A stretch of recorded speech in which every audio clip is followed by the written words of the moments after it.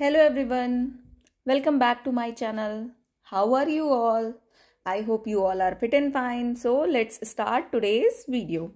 Today I am going to discuss questions given in exercise 1.2 of chapter 1, that is number system of class 9th from NCERT Maths. Question number 1. State whether the following statements are true or false. Justify your answers.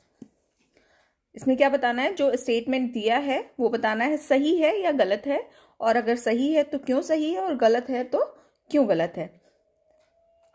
इससे पहले introduction इस exercise के regarding already introduction video upload कर दिया है, इसलिए इस video में सिर्फ और सिर्फ आंसर को ही डिस्कस करेंगे.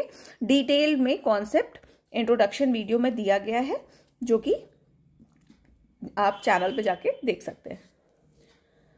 First part, every irrational number is a real number.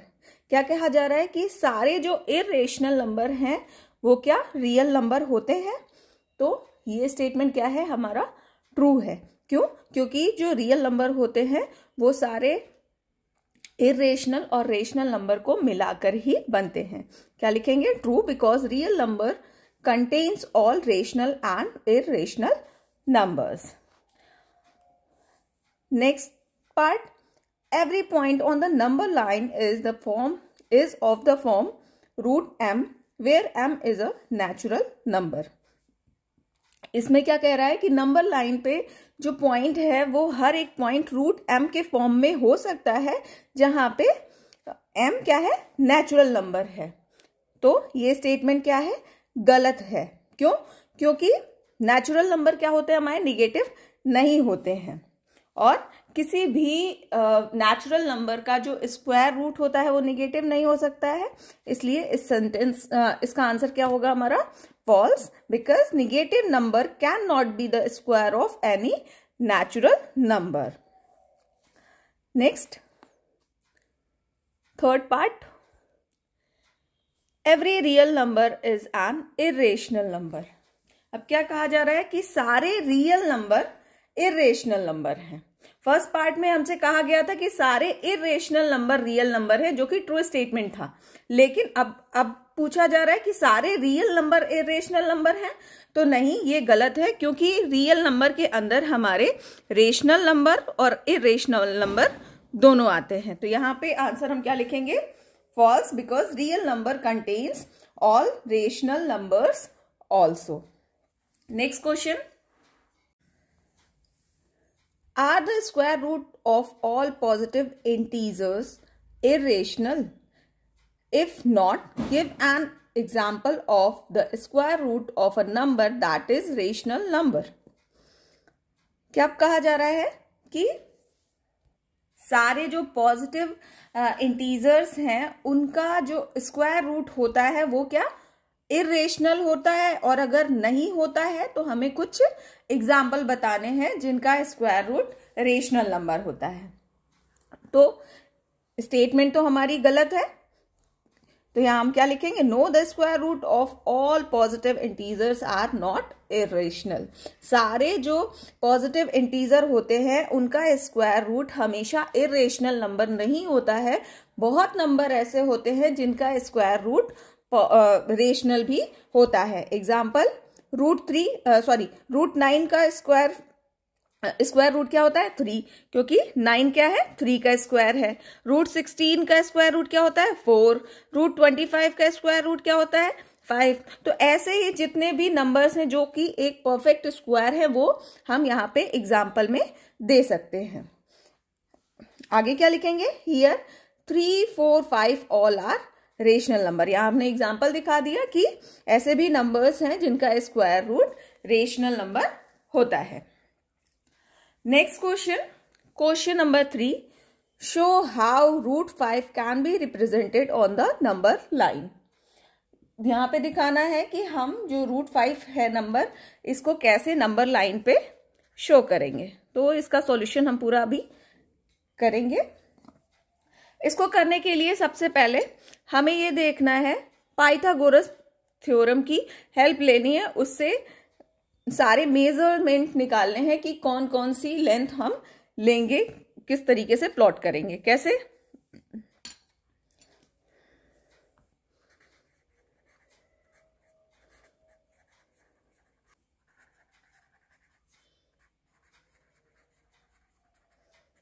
Pythagoras theorem क्या कहती है कि अगर हमारा कोई राइट एंगल ट्रायंगल है तो उसमें जो हाइपोटेन्यूज का स्क्वायर होता है वो परपेंडिकुलर के स्क्वायर और बेस के स्क्वायर के सम के इक्वल होता है।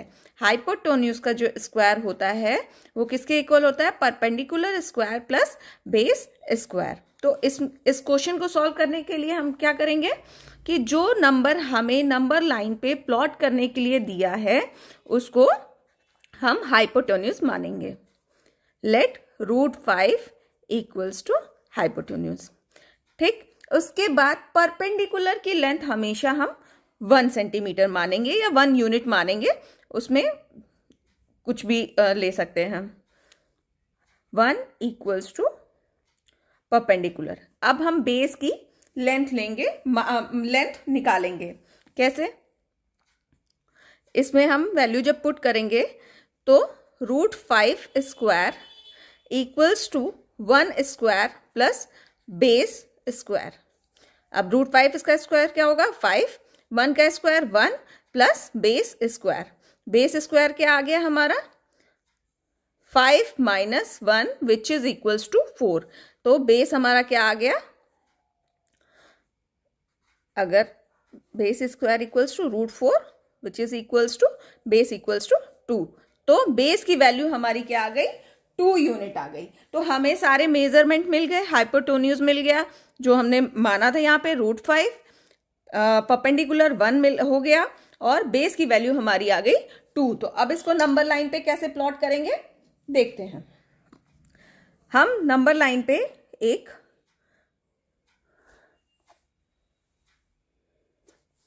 हम एक लाइन खींचेंगे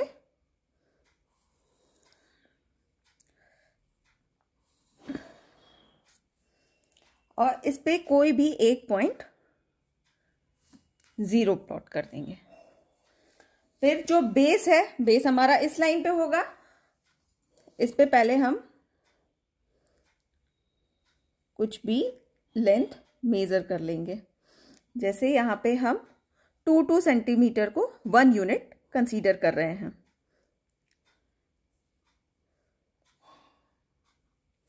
तो ये क्या हो गया हमारा 1 और ये क्या हो गया 2। यूनिट यहां पे लिख देंगे।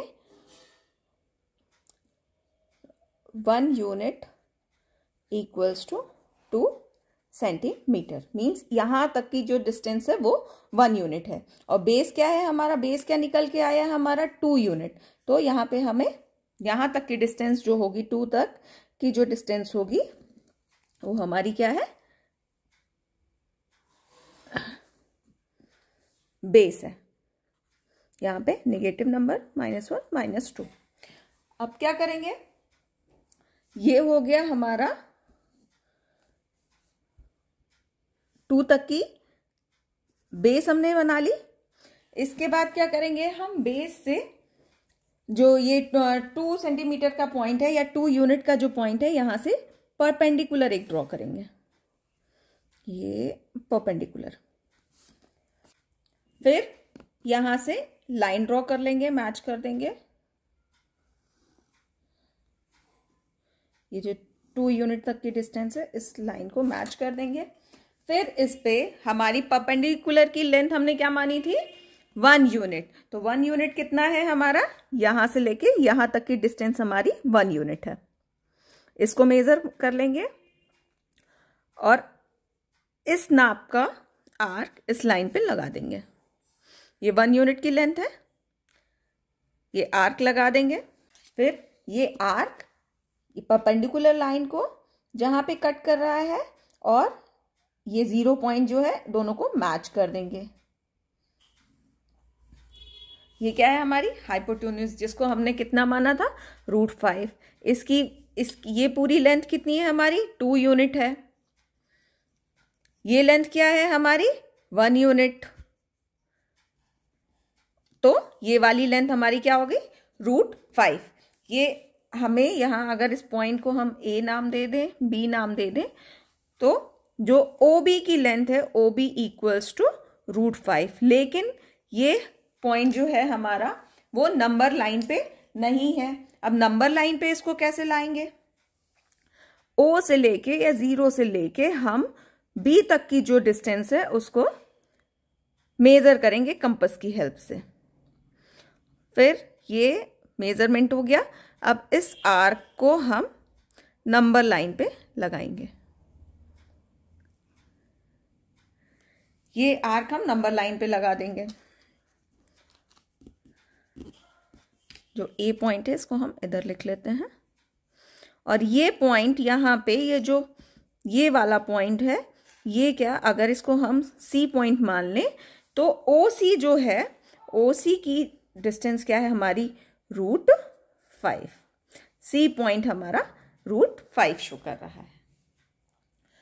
तो इस तरीके से जब भी हमें किसी भी इर्रेशनल नंबर को नंबर लाइन पे प्लॉट करने के लिए कहा जाएगा तो हम क्या करेंगे, सबसे पहले जो नंबर हमें दिया है उसको हाइपोटेन्यूज मान लेंगे और परपेंडिकुलर को हमेशा 1 यूनिट मान लेंगे, और उस बेसिस पे हम पाइथागोरस थ्योरम लगा के निकाल लेंगे कि हमारी बेस की वैल्यू क्या आ रही है। और फिर उन जो हमें मेजरमेंट मिल जाएंगे हाइपोटेन्यूज, परपेंडिकुलर और बेस का, उस अकॉर्डिंग हम, जैसे अभी हमने कंस्ट्रक्शन किया है, कंस्ट्रक्शन की हेल्प से जो भी हमें नंबर दिया होगा नंबर लाइन पे प्लॉट करने के लिए, उस नंबर को प्लॉट कर लेंगे। So thank you everyone, this is all about this exercise. If this video is useful for you, then please like, subscribe and share this video.